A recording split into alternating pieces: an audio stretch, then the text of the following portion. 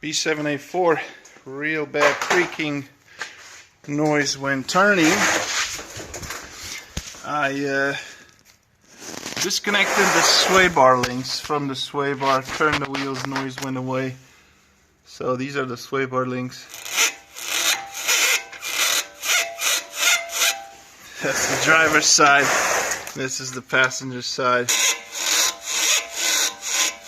And these were not done. You can tell they're the original ones. The coolant leak is coming from the back of the cylinder head, passenger side. In fact, nothing else is leaking around but that coolant.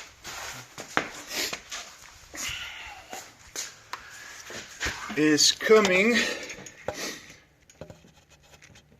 from that heater core hose. I thought it was coming from the flange, but the flange is fine. It's got a quick connection hose that looks swollen as well. So I hope I caught it on the camera. There's really no room to get in there.